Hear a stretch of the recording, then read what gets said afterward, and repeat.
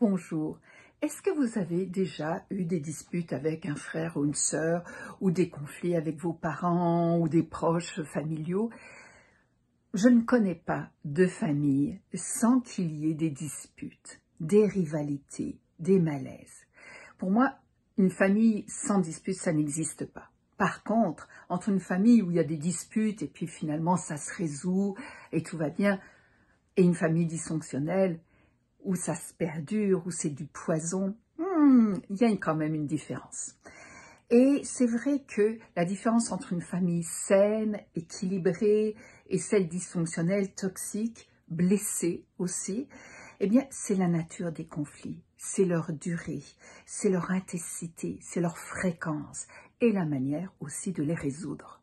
Donc, compte tenu qu'il y a énormément de causes au conflit dans les familles, moi je trouve que c'est assez extraordinaire que la plupart des familles s'en sortent et s'entendent bien globalement.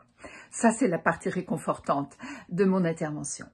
Maintenant, ce qu'il faut savoir, c'est que très souvent, à la base des conflits, c'est la jalousie, la rivalité, les secrets, les non-dits, les problèmes d'argent, la mauvaise communication, la méchanceté, et oui, malheureusement, les frustrations, les comportements agressifs, irrationnels, pour n'en citer que quelques-uns. Parce qu'évidemment, nous autres êtres humains, on a une grande imagination très fertile. On est capable de trouver plein de choses, effectivement, pour se venger, pour mettre des bâtons dans les roues aux autres, pour les rabaisser, pour prendre une place, un pouvoir, etc. Et par conséquent, ça va amener, effectivement, très souvent, de la rancœur, de la tristesse, de la solitude, du chagrin, de la dépression, de la souffrance et des ruptures. Donc, ça va faire partie de la vie de plusieurs membres de la famille, ça va créer des schismes au sein de familles et ça va être difficile parce qu'il va y avoir des dommages collatéraux. Et même au bout, ça peut amener des ruptures à plus ou moins long terme. Et ça, afin de prendre de la distance, afin de se protéger de la violence, afin de pouvoir ne plus subir de la négligence ou des malentendus ou de la toxicité. Heureusement, il existe des outils pour s'en sortir, soit pour effectivement s'éloigner de cette famille dysfonctionnelle et prendre soin de soi, soit pour tenter, autant que faire se peut, de rétablir des liens plus sains. Et c'est ce que je vous invite à faire avant de décider de tout jeter en l'air, de tout mettre à terre, d'essayer de voir s'il y a moyen de réparer les choses. Parce que vous serez gagnant. De d'autres manières, soit ça fonctionne, et tant mieux, vous aurez de nouveau des liens familiaux qui auront pu percer un abcès, traverser une crise et c'est parfait.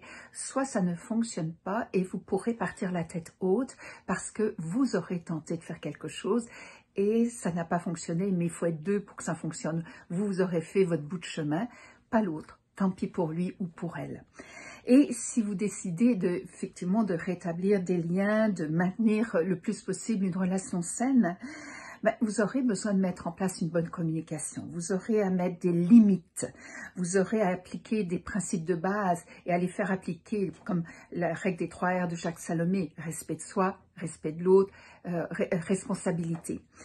Vous aurez besoin de mettre une règle d'honnêteté réciproque pour que ça fonctionne dans les échanges et aussi de l'honnêteté vis-à-vis de vous-même pour reconnaître votre part dedans et ce que vous avez provoqué, d'accepter votre part de responsabilité en clair, et puis de savoir pardonner.